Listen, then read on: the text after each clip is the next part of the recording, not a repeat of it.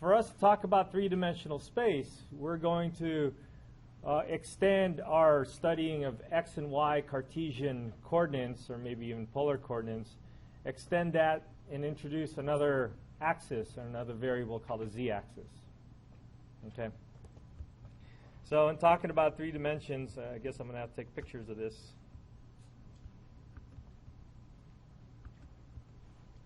Because I have a different kind of format for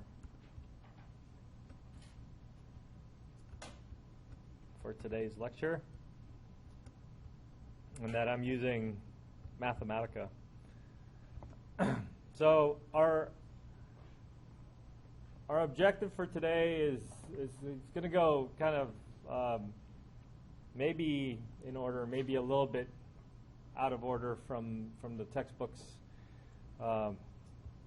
presentation.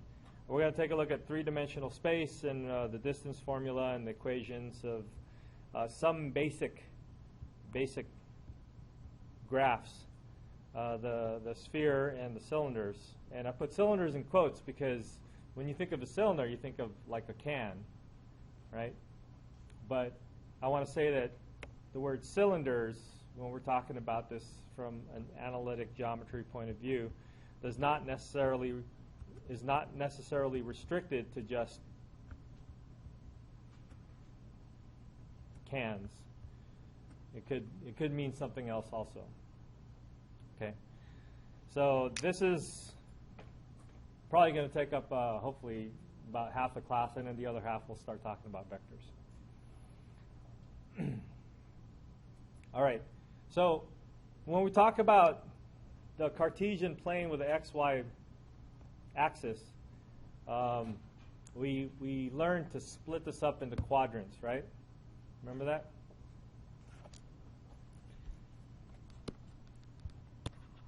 So in 2 dimensions, we have x and y axis that would generate our grid, and then we break this up into little grids, and so we see little squares, and then we ended up labeling a bunch of these things as different axes. So you got the first, or the quadrants.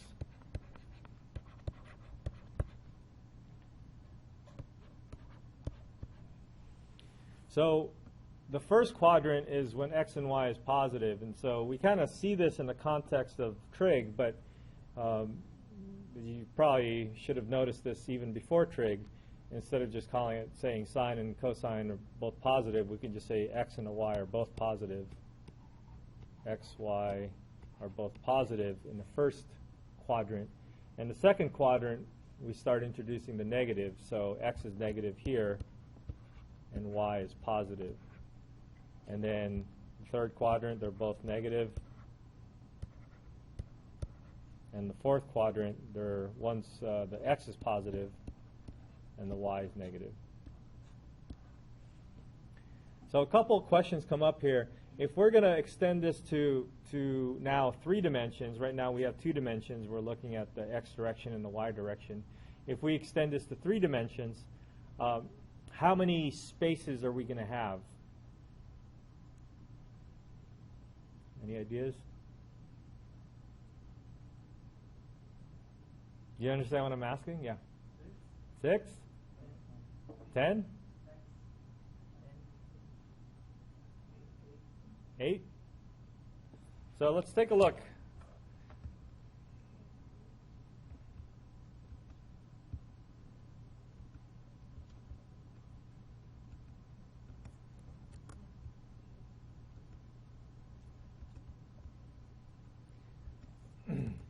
So in general, when you want to look at this, we want to look at this when we draw the x and y axis, we draw the x and y axis and make a cross out of it. But when we start doing things in 3 dimensions, sometimes drawing it with the crosses might make things a little bit difficult. So in general, the way we look at this is we draw the x and the y and the z axis, but we only draw the positive parts of it. Now you can extend these things if you want, so that you can see the negative parts of these things, but we're in general going to look at this as if it was just a corner of a box or a room or something like that. Okay? So imagine taking this and extending your x and your y and your z.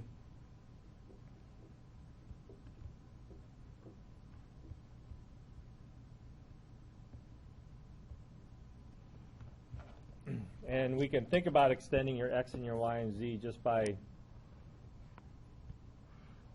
doing this. I don't know if this is any easier to see to try to figure out how many spaces we have. But now we have three variables.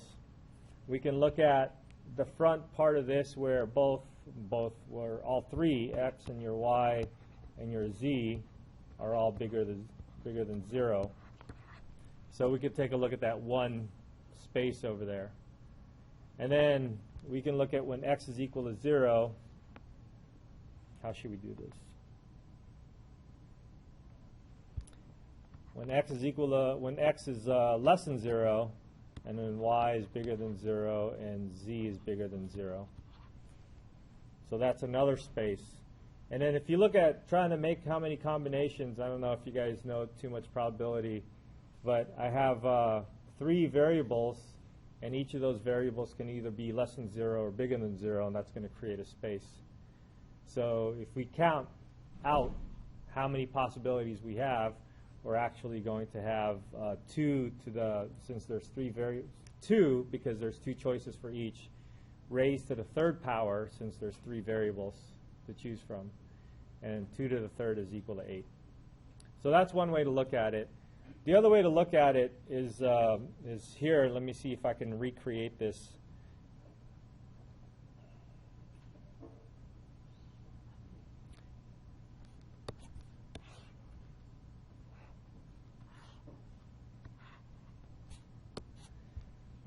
If I take a look at all the different possibilities for x and y and make z is equal or z bigger than 0 for all those possibilities,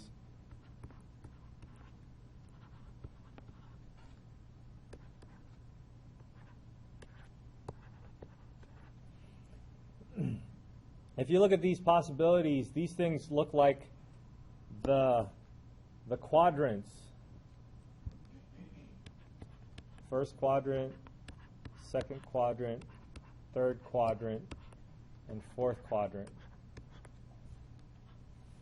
So these are all the different possibilities for x and y, and for all these examples, we're all looking at when z is bigger than 0. So we can think about this. If you look at this graph from the top, we can think about this as quadrants when z is bigger than 0. And then you take all these, and then we let z be less than 0, and then you'll have another set of 4 possibilities. So that makes those 8 different spaces. So instead of rewriting all that, let me just copy it.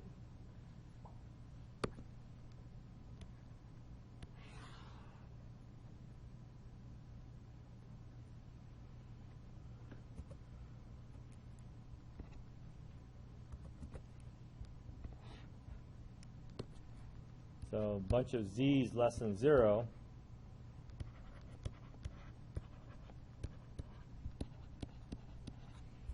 And then we can label them according to the same way we labeled the top.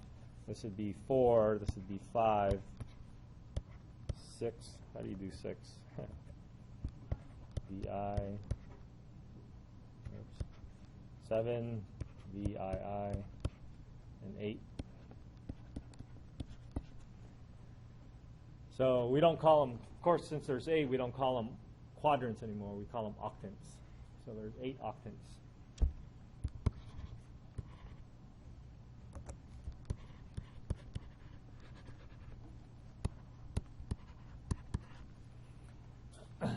I don't know how much we'll refer to this, but I do want you to know the first octant for sure. This is probably the most important and referred to octant in the stuff that we're going to be working on. Because sometimes they'll say, oh, I want to find the region of this surface, but only in the first octant. And so you have to know what that means. That means all the variables are all bigger than 0 in that case. And in fact, if you look at that drawing again and take away these tails, oops,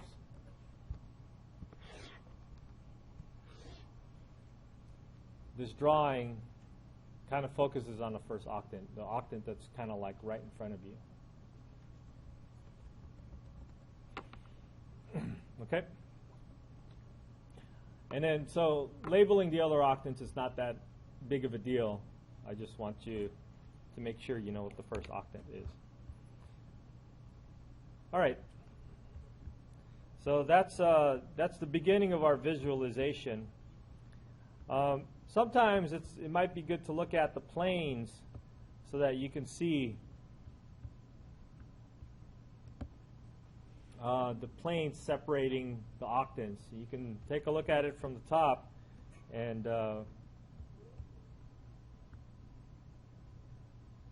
if you take a look at it from the top, you see the 4 octants, and then you take a peek at the bottom, and you see the other 4 octants there.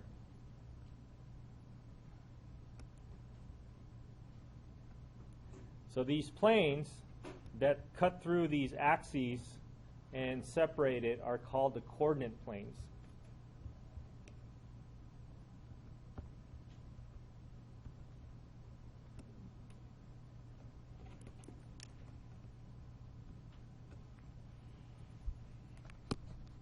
So these are called the coordinate planes.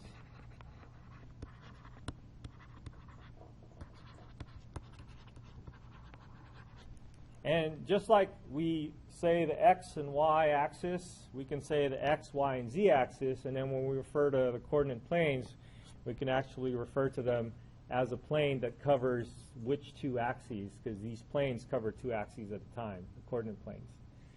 So I can refer to, this is your x axis and your y axis, and your z axis goes up.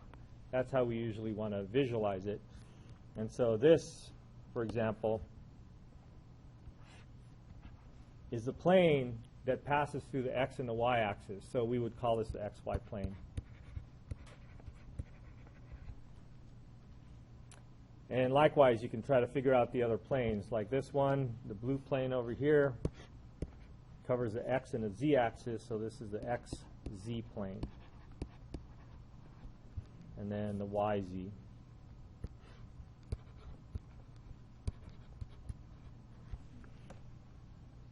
Okay. Now, in terms of looking at these planes, it's also going to be, it should be important to try to figure out, they actually have equations. Like when we look at axes, the x and y axis, and I say I want to refer to the y-axis, can you give me an equation that describes the y-axis? You understand my question? I want a line that's exactly the y-axis. What would you tell me? What's my equation? X equals 0, right? Right? Right? Yeah. So, if we're talking about planes, I can also refer to them as something. Let's take the xy plane, for example. Xy plane takes on any value for x and any value for y.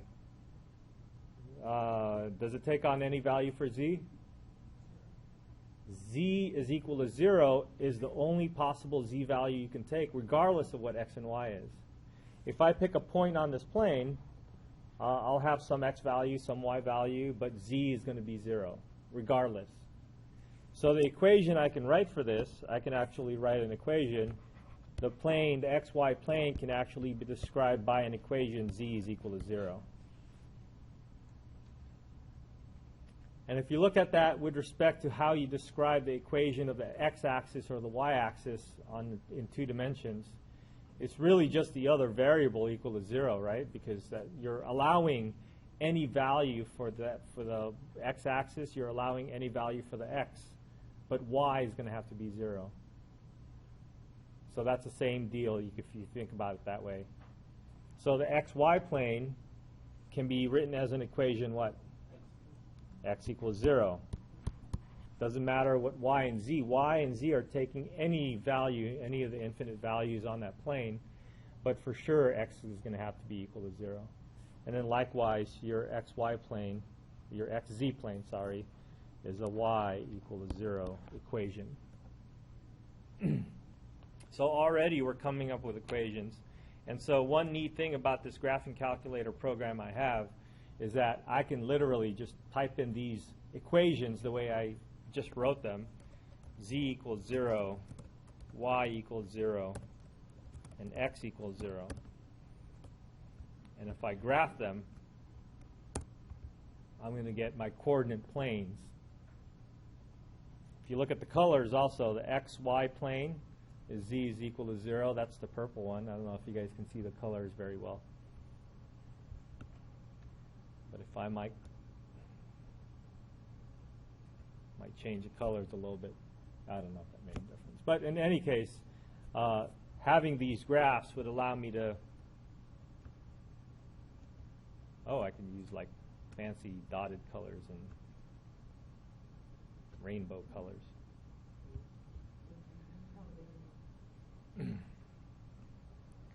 All right. Don't stare at it too much. So, those are your coordinate planes, and those are the beginnings of our writing equations for these surfaces. And a plane is really just a flat surface, but it is still going to be considered a surface for us. So those are your coordinate planes. What's next? Ooh. Points.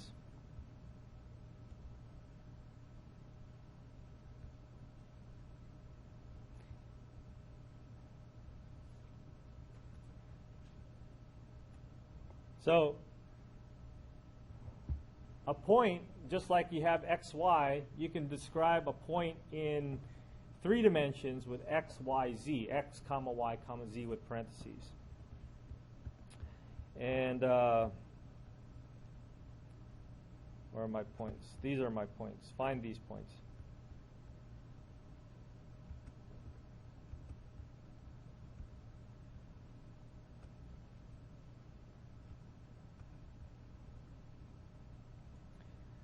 So 3, 1, 1, negative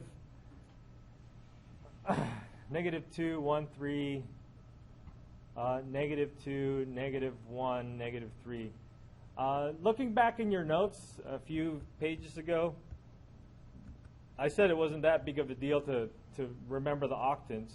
To me, the first octant is really the most important. But just looking at this as a guideline, can you tell me which octants these points are in? The first point, which octant is it in? That one's the easy one because that's the one I told you that you have to know. How about the second point? Which octant is that? Okay, the x is negative, the y and the z are both positive, so I think this is in the second octant. How about the last point? Which octant is that in?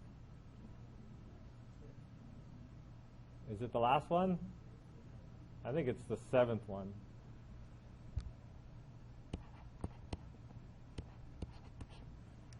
Right? Because the 8th one, I think one of them, x is positive again. So the 7th one is where everything is negative. So I had this game. It's not really a game. I have 3 points, but you can only see the points, and then the coordinate planes are blocking it. So the game was you have to try to figure out which point this is. So let's take a look at this first one, and could you tell me which point this one is? Let me see.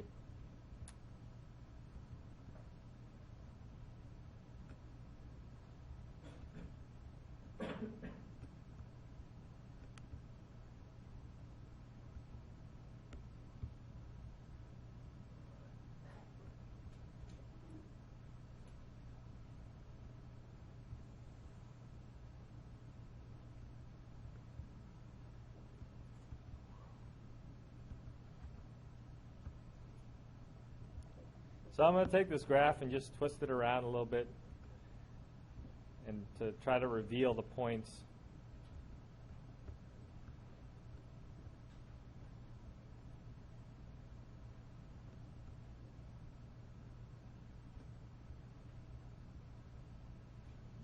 I don't know if that's the best view.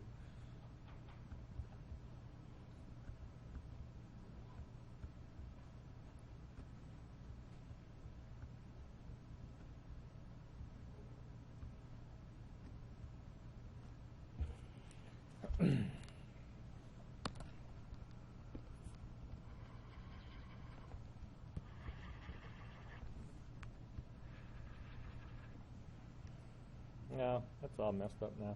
Anyways, so the idea was that this is your x, this is your z, and then your y is going the opposite way over here. This is your y going this way. So which is which point? So let's start with this one. Which one is this point? This is the x, the y, and the z. Is this the point in the first, second, or seventh octant? This one? This one is what? This one I think is the second octant. Seven? I think it's a second. So here, wherever I mark the axis, the x, y, z axis, that's where it's positive, which means it's negative on one of the axes. So over here, the x is positive. Over here, the x is negative in that case. And I'm still above the xy plane. And it looks like y is positive also. So that's the second one. How about this one over here? This looks like it's the first octant. You got the x positive this way, the y positive this way, the z positive this way, and then you can see it. It's not blinded or blocked off by one of the coordinate axes. So that must mean this is in the bottom, right? These are the three octants and the four octants in the bottom. And so this is where it's, I guess, the last choice.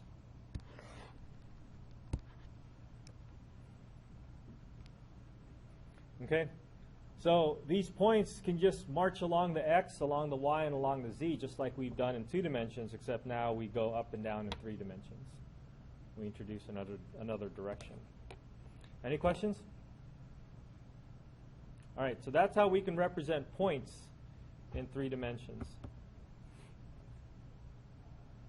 What else?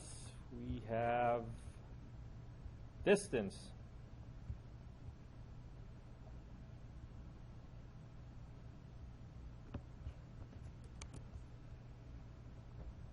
Uh-oh. P1 and P3, I need to rerun.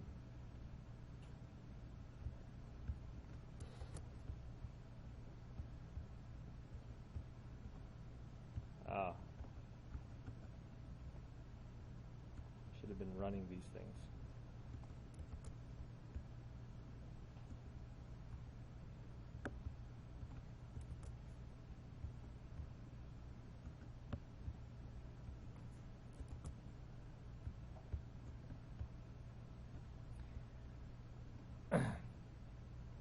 Let me see if I could do this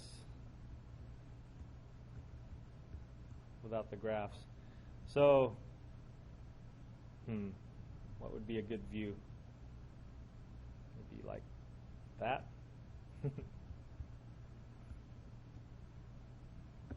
So I have 3, 1, 1, negative 2, negative 1, negative 3.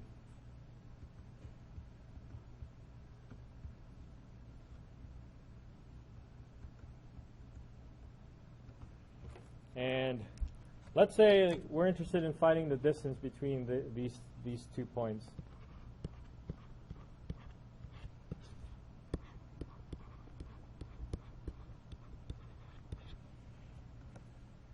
Okay, so I suppose I could just give you the distance formula, right? The distance formula is based on some Pythagorean theorem, but this is in 3 dimensions, so we can really kind of, if you imagine making a Pythagorean theorem in 3 dimensions, maybe you should just look at the book. But there's a cool way to view it. You can view it with in 2 dimensions at a time. you can look at the Pythagorean theorem 2 dimensions at a time and then raise it up to the third dimension, and then you'll see it work out. But the distance formula,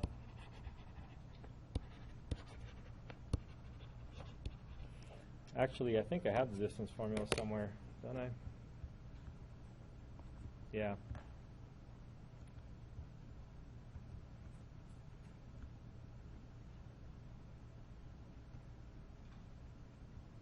Oops. Let's make sure the bar is on top.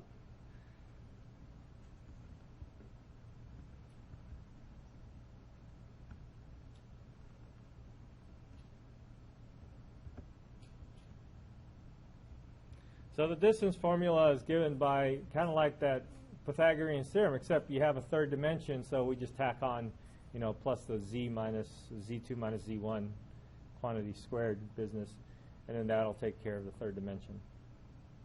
So it's really just an extension of the Pythagorean theorem. So in this simple example, we could just plug these values in, just identify one of them as x1, y1, z1, and then the other one is x2, y2, z2. And you can see that because you're squaring it, it doesn't matter which one is which. You don't even have to be consistent, although being consistent is a good thing, because you're going to square it and it'll become positive anyways. So the distance here in this particular problem is a square root of, and then we have a 3 minus negative 2, and then you square that. 1 minus negative 1, square that, and then 1 minus negative 3, square that.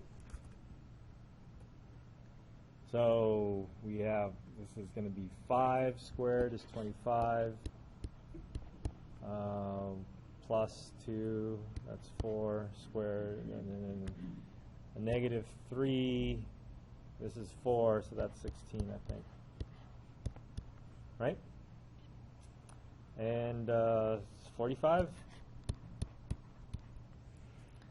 So that's the distance, and that's how you would find the distance formula. Okay?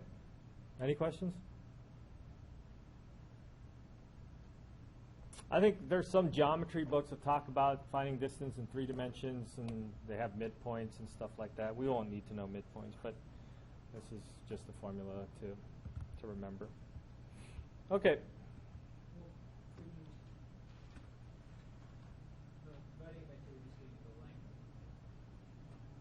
Yeah, it's just to give you half the length. If you actually want the midpoint, you take each of them and divide it. You find the average of each of them, and then you'll get the value.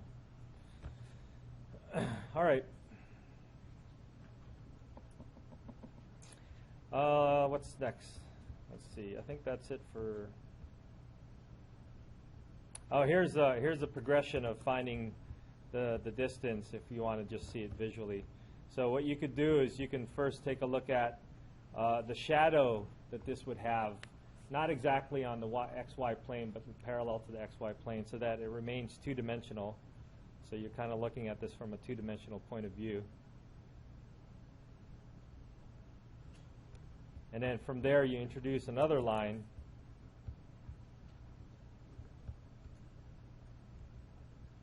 So that you have the Pythagorean theorem business. All right, let's go to the next. Is this?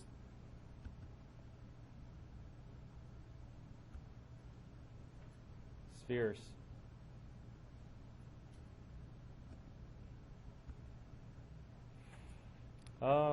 Let's see. Do I want to do this?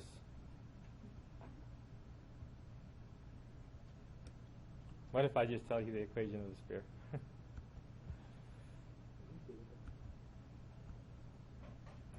Okay, we saw in the conic sections that the equation of a circle is x squared plus y squared is equal to r squared. You actually knew that before you even came here.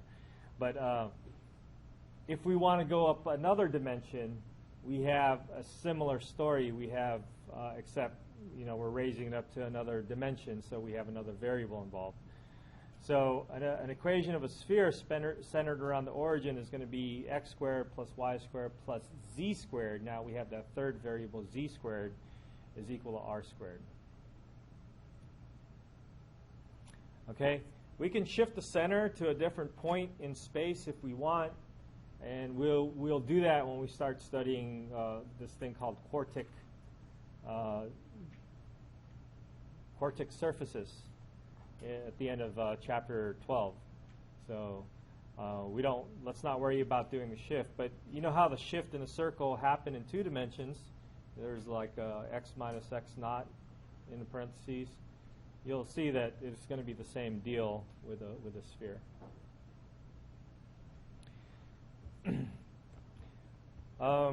Most graphing programs only are able to graph functions of x and y, and so this is technically not a function of x and y because of some vertical line test. And so we'll take a look at functions when we study stuff in chapter 14. We got a couple of chapters to go to get there, but if you look at this as like think about a vertical line test for a sphere.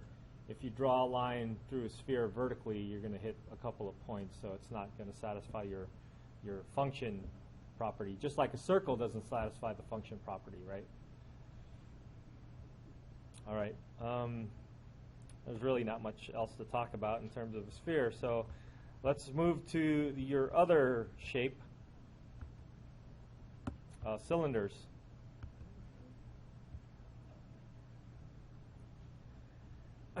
So here's the thing about cylinders. When you take a look at a circle in 2D, and then I call it sweeping. When you sweep that circle up and down to the third dimension, you get, imagine sweeping it up and down and leaving your residue. What do you think you're going to come up with? A cylinder, right? Let's see if I move this fast enough. You see it? All right. So that's called a cylinder.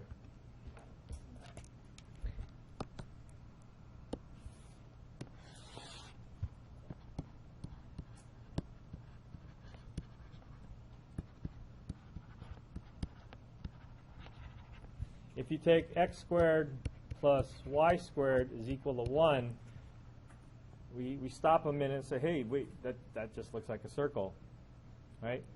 So this is really just a circle.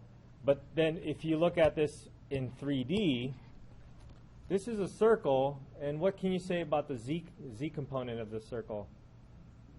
Z is 0? Does z equal to 0?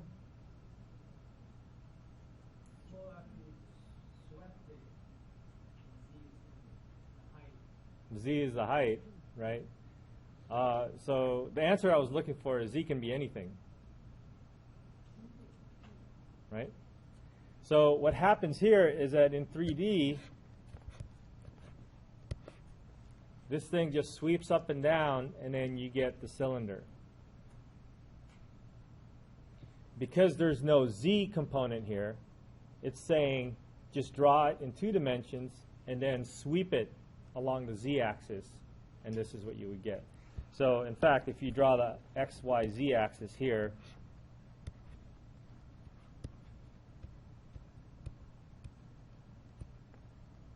I guess this should be dotted in here somewhere until it comes out.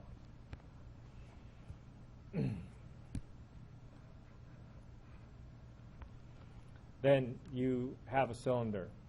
So when you see this equation and then somebody's telling you that this is in 3 dimensions, you have to go beyond just looking at this as a circle. This is actually a cylinder. Okay? So likewise, if you have the equation x squared plus z squared is equal to 1, what do you think that's going to look like? Is it a circle? No. It's a cylinder, right? You can think about it as starting off as a circle maybe on the xz plane. So if you can somehow draw that circle on the xz plane. But then this has no restrictions on y. That means y can be anything. As long as x and z remain what they are, this then becomes just another cylinder. Does that make sense? We can see this in this special graphing calculator program that graphs relationships. Oh, it's still spinning. All right. So if I try to graph x squared plus y squared is equal to 1, then I look like I'm stuck in 2 dimensions. But then the graphing calculator program doesn't know that I want to be in 3 dimensions. So usually if I want to be in 3 dimensions, I throw in something in 3D so it knows to graph this in 3D. So let's say, let me just put a point in 3D, or maybe that z is equal to 0 plane.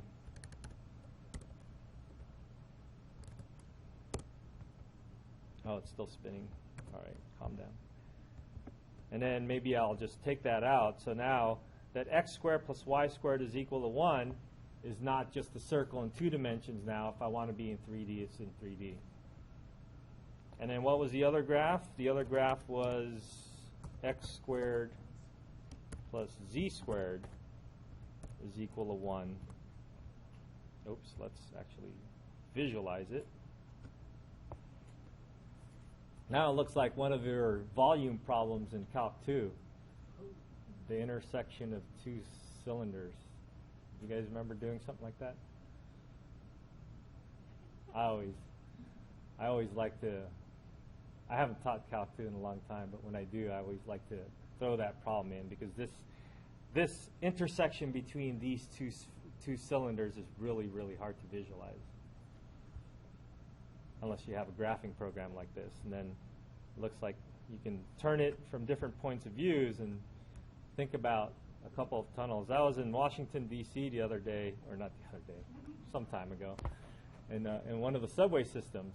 And in that subway system, there are actually 2 cylinders intersecting. I was inside of the cylinder. I have to look it up in my, it was in my old phone. I took a picture of it. I was so happy I'm going to show it to my class. But I didn't save it anywhere, so I have to look it up. But 2 cylinders intersecting is a famous problem in Calc 2. We're actually going to do this in Calc 3 also. Well, the inside of the cylinder, from the top view, looks like a square. Like if you're above ground and if you had X-ray vision and you looked at the intersection of those 2 subway systems, you're going to see a square. But if you're inside of the subway, you're seeing these cylindrical hallways, and so those are just cylinders. Anyways, you can think about that for a little while. Oh, let's put this in our notes. Looks cool.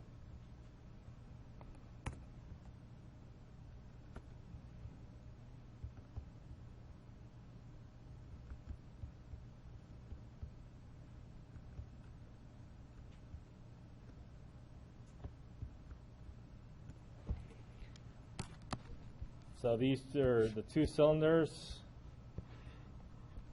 and then if you draw them together, you can see them intersecting. So the idea of a cylinder in 3D now, we have these things that are called circular cylinders, but if we change our function and I graph it, you'll see something interesting happening. Anna? Oh yes, yeah. If you want a 3rd cylinder intersecting it, sure, go ahead.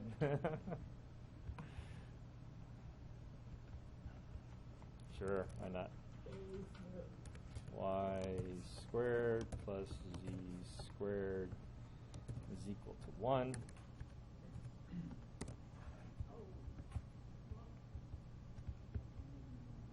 then you can zoom in, zoom out, and see some jacks. All right. So beyond this idea of circular cylinders, a cylinder is, you can think about a cylinder as something that's being swept along. So the word cylinder now, let's take that even further and go beyond the idea of just a circular cylinder. So I'll start, because we have this graphing program, I'll start by just typing in another equation. We know x squared plus y, or what's that? Y is equal to x squared.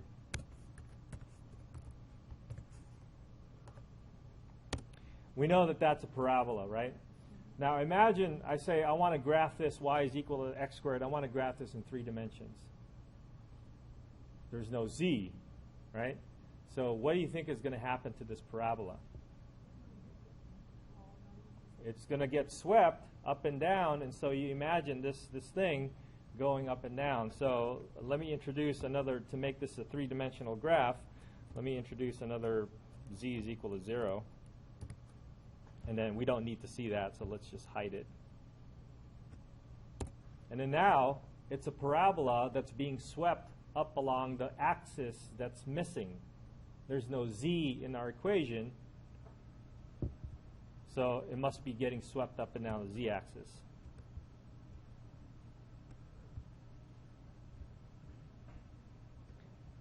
So here is an example of a cylinder that's non-circular, but we still, in mathematics, would call it a cylinder. The idea of a cylinder is that it's a shape that's being swept up and down, or up along an axis.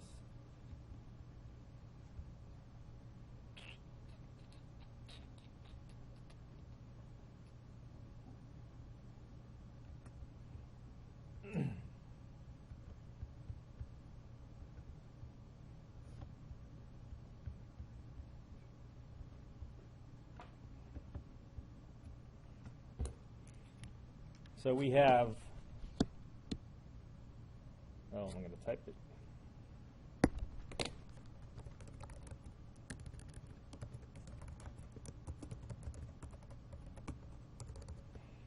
So cylinders are essentially, I was going to say functions, are graphs that only have 2 variables involved, and then the third, it gets swept in a 3rd variable. So just like we did with a circle, instead of saying y is equal to x squared, what if I want something that doesn't have an x and a y, instead maybe have a y and a z?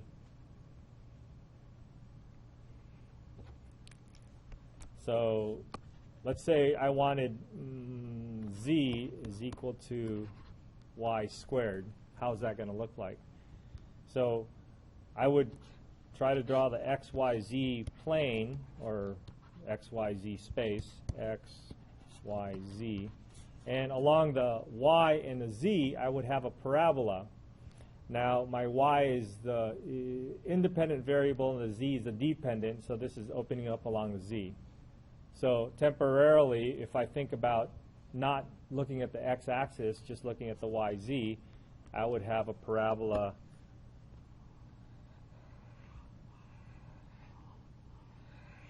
that goes along the yz. Now I say this is a 3-dimensional graph. It's going to get swept along the missing variable. It's going to get swept along the x. So I'm going to sweep it along the x. So the trick in drawing this, I don't know if you guys are good artists, the trick in drawing this is to draw lines that are parallel to whatever axis that you're going along. And like this one, if I imagine stopping here, I would try to draw a line of that same length. Up here,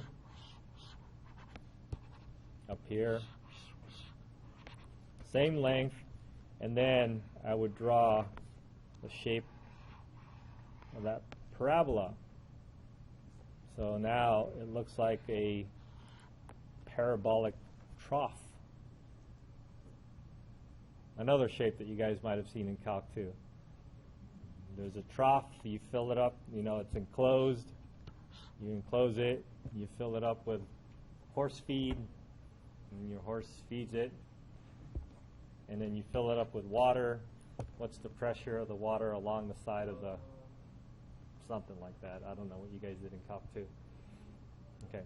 But in any case, here is now a way to write this as your problem. Okay?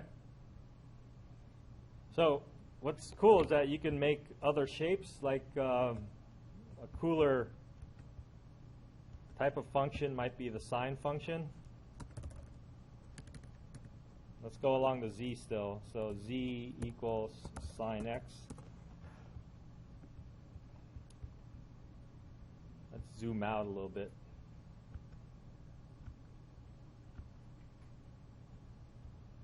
So that's a sine function if you look at it from a two-dimensional point of view, and then you sweep it along the missing y. Oops.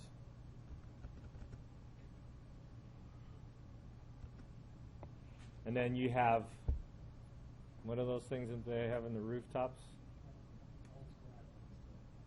Old square plates? Yeah. It's a what? Sun chip? I don't. Oh, the sun chip. We're gonna refer to food here, huh? It's a sun chip. I thought it was like a solar panel. What? So in any case, you can draw a lot of different things that looks like it's just being swept along a particular axis. You can draw it, imagine it in 2 dimensions at first, and then imagine sweeping it along an axis. Okay?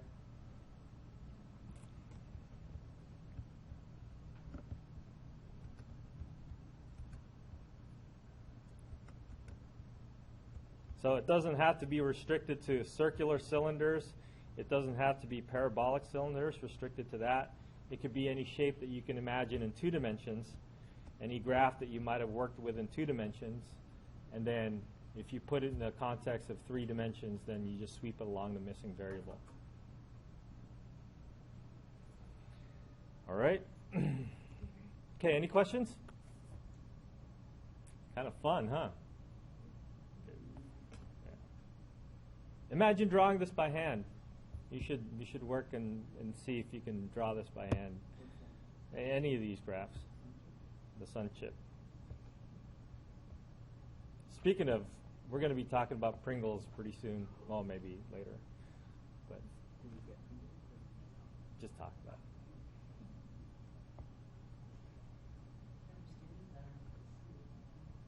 it. Yeah. Well, I'll tell you when to bring Pringles. I'm not going to bring them. All right. That's parabola, 2, 3, vectors. So let's talk about vectors now. So we're shifting gears. So I think 12.1 is the introduction to 3 dimensions, and so that's the whole visualization business. Beyond that, when we go to the other parts of Chapter 12, we're going to go into our next step is vectors. Well, I think it's vectors? Yeah, I think it's vectors.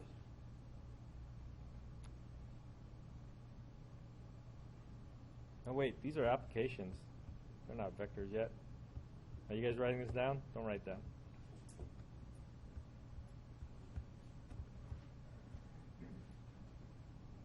That's the wrong order.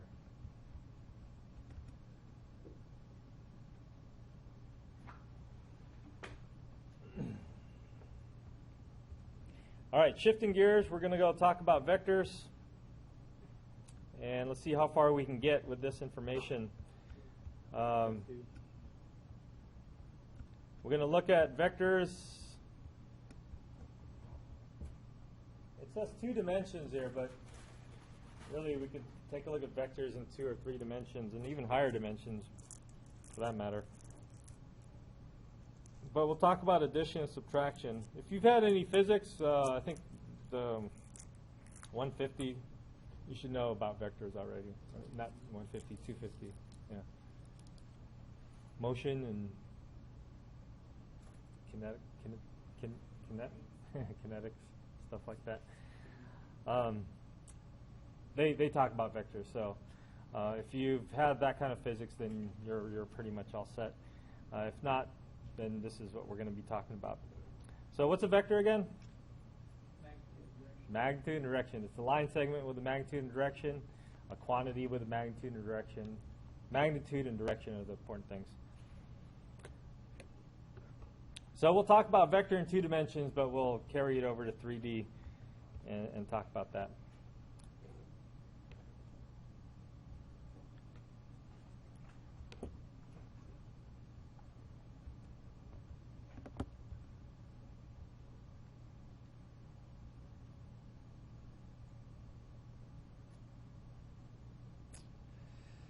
I want to view this.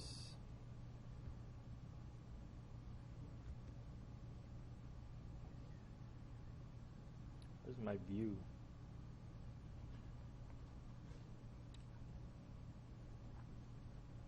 It's supposed to be a slideshow. Come on, slideshow.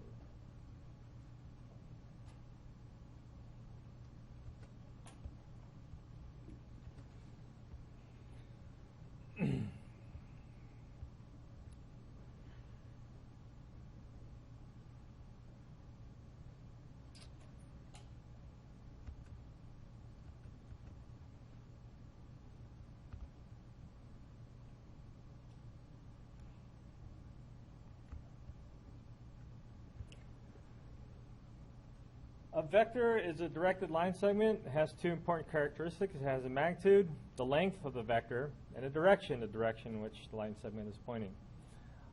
Looking at it from 2 dimensions, idea of a direction, we can take a look at that idea of a direction as maybe an angle from the positive x-axis. But if you look at it from 3 dimensions, then that whole idea of how you want to represent your direction might be a little bit more difficult. And so in terms of identifying the direction in 3D, I don't think we're going to be talking about identifying the direction too much.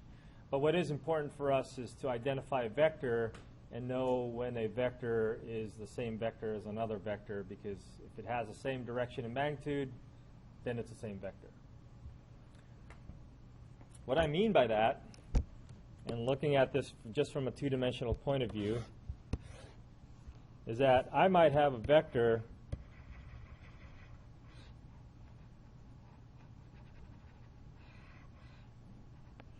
from the origin pointing to some point in 3-dimensional space, or in 2-dimensional space. But we can imagine this happening in 3D as well. So this is a vector. We'll call this vector V, maybe. And for us, we're going to put little lines on top of the V, put a little arrow on top of the V to designate that it's a vector. In the book, they make it boldface, so that you know that you're dealing with a vector. And it's important for us to distinguish quantities that are vectors versus quantities that are not vectors. So usually if we want to deal with numerical values, we just use a letter for it or use the actual number. But if we want to use a vector, we use a boldface in the book, or we use a little arrow when we're writing it by hand, or we write it with its components.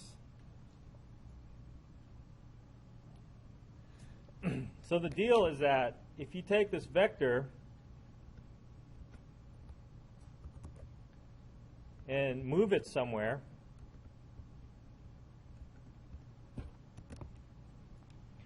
because that vector, and we'll call this vector W, because the vector W has the same direction and magnitude as the vector V, they're the exact same vector. And we can actually say that V is equal to W. And we just say that the vector is displaced. Displaced just means it got moved, but the same rigid properties, same direction, same magnitude, so it's the same vector. So as long as you have the same direction and magnitude, you're looking at the same vector. And that's the idea of displacing your vector. If you move your vector somewhere else, as long as it has the same direction and magnitude, it's essentially the same vector. Okay? So let's quickly talk about vector addition. How do we add 2 vectors? Oh, one more thing. Sometimes, a lot of times, we might want to find the actual values of these vectors. and we want to write these vectors with, it's not just its variable name like v or w, but we want to actually find the components. So the way to find components is that if we identify this point, x naught, y naught, that's the point, then you can write your vector v as being x naught, y naught. Now the book uses these alligator brackets, the greater than, less than brackets, to make a vector out of it.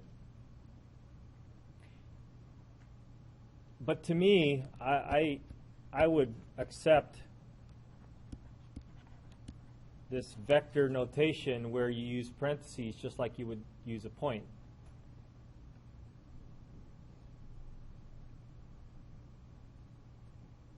So the book uses the alligator brackets, but I'll let you use either if you want, and sometimes I'm going to be using the parentheses. Sometimes I'll be using the brackets, so I just want to give you a heads up with that as my notation.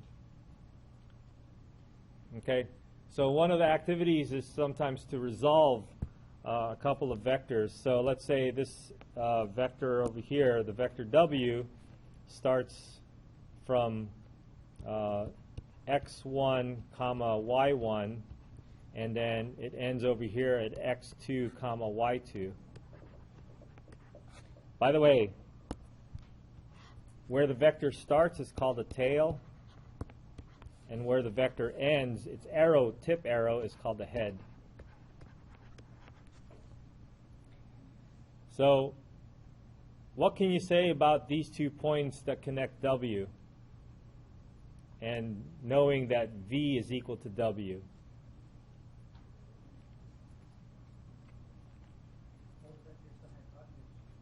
A vector is essentially the hypotenuse, right? And it should be exactly the same as this. So what I'm trying to say is that if you did some subtraction, x2 minus x1, y2 minus y1, and for this the order is important, you should get exactly the original vector at the origin, x naught comma y naught.